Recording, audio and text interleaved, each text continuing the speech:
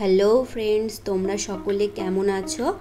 আজকে আমি তোমাদের সাথে শেয়ার করব আলু দিয়ে পাবদা মাছের ঝাল।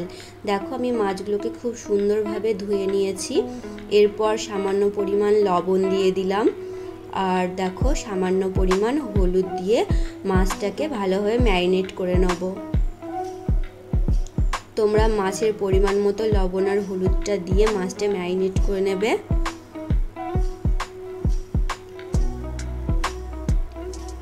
তারপর দেখো, আমি কড়াইয়ে সাদা তেল দিয়ে দিলাম। তোমরা সরষের তেলও ইউজ করতে পারো। তেলটাকে একটু গরম করে নেব।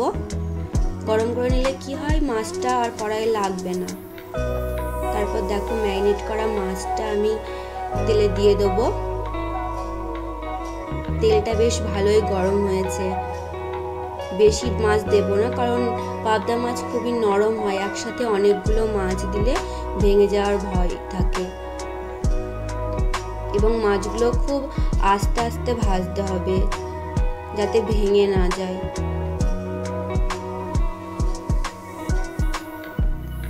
মাছগুলো খুব সুন্দর ভাজা হয়েছে, আর মাছগুলো খুব একটা বেশি ভাজা যাবে না। পাবদা মাছ বেশি ভাজলে একটু শক্ত শক্ত হয়ে যায়। যত হালকা ভাজবে তত খেতে বেশি ভালো লাগবে। দেখো, মাছগুলো খুব সুন্দর ভাজা হয়েছে। একে একে আমি সব মাছগুলো ভেজে নিলাম। দেখো, খুব সুন্দর হয়েছে মাছগুলো ভাজা। দেখো, আমার সব মাছগুলো প্রায় ভাজা হয়ে এসেছে।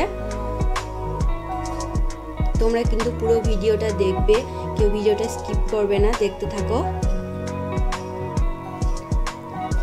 যেহেতু আমি আলু দিয়ে পাবদা মাছের ঝালটা করব, তাই আলুগুলোকে দেখো একটু মোটা মোটা করে কেটে নিয়েছি, ছোট ছোট করে। আর মশলার জন্য নিয়েছি আদা কুচি, রসুন, কাঁচা লঙ্কা চিড়ে নিয়েছি, টমেটো কুচি, আর একটা টমেটো নিয়েছি। আর পেঁয়াজটা আমি বাটবো না, পেঁয়াজটা গোটা গোটাই থাকবে, সেজন্য আমি কুচি কুচি করে কেটে নিয়েছি। দেখো, ওই তেলেই এবার আমি আলুগুলো ছেড়ে দিলাম। আলুগুলো আমি লাল লাল করে ভেজে নেব।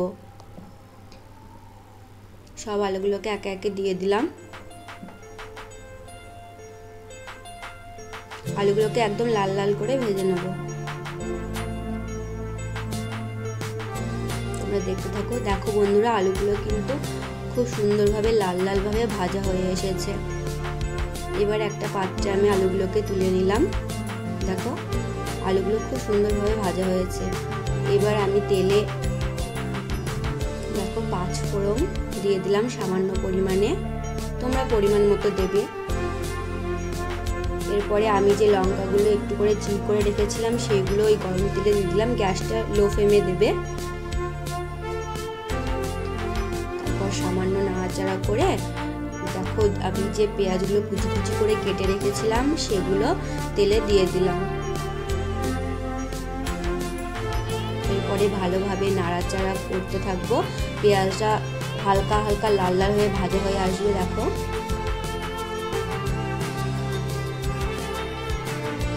কি সুন্দর পেঁয়াজটা হালকা লাল হয়ে ভাজা হয়ে এসেছে। আমি কিন্তু পেঁয়াজটা খুব একটা বেশি ভাজিনি, এখন হালকা হালকা ভাজা হয়ে এসেছে। এরপরে আমি যে টমেটোটা কুচি করে রেখেছিলাম সেটা দিয়ে দিলাম, এবং গ্যাসটা লো ফ্লেমে দিয়ে ভাজবে। টমেটোটা যতক্ষণ পর্যন্ত একটু নরম নরম না হয়ে আসছে, মানে একটু সিদ্ধ হয়ে না আসছে, ততক্ষণ পর্যন্ত একটু ভাজতে থাকবো। এর সাথে যাতে পেঁয়াজটাও অনেকটা ভাজা হয়ে যাবে। এরপরে আমি যে আদা, রসুন, জিরে আর একটা টমেটো রেখেছিলাম সেটা মিক্সিতে দিয়ে মশলা করে নিয়েছি। দেখো, এটা এবারে ভাজাতে দিয়ে দিলাম, এবং ভালো মতো নাড়াচাড়া করতে থাকবো।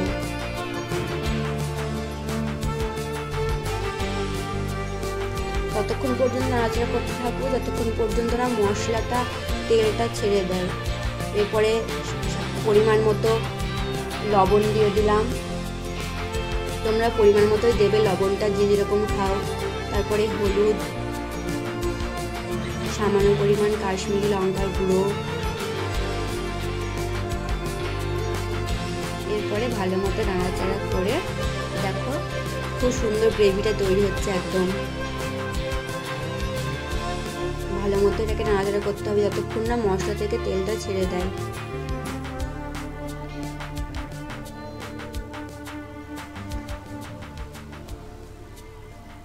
দেখো বন্ধুরা, মশলাটা কিন্তু প্রায় তেলটা ছেড়ে দিয়েছে। এরপর আমি যে আলুগুলো ভেজে রেখেছিলাম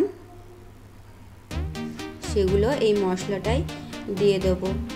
এই যে আলুগুলো রেডি আছে, এবার দিয়ে দিলাম।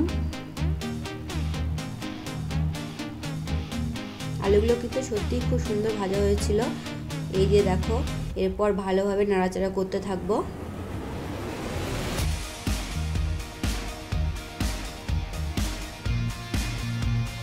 তোমরা কিন্তু অবশ্যই কমেন্টে জানিও কেমন লাগছে রান্নাটা।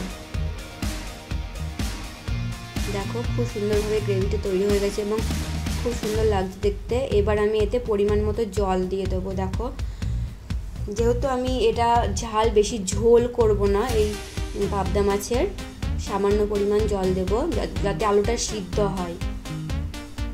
দেখো আমি অল্প পরিমাণ জল দিয়ে দিলাম এবং এবার ভালো মতো নাড়াচাড়া করতে থাকলাম।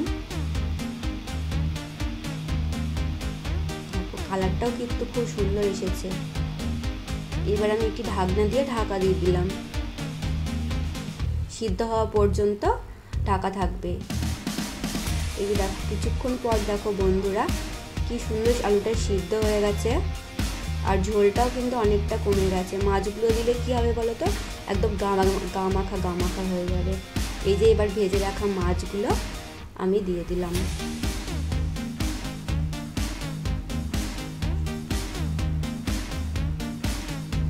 পাবদা মাছ যেহেতু খুব নরম প্রকৃতির হয়, তাই বেশি ঝুলে দিয়ে নাড়াচাড়া করলে ভেঙে যাওয়ার ভয় থাকে, তাই আমি বেশি নাড়াচাড়া করছি না মাছগুলোকে।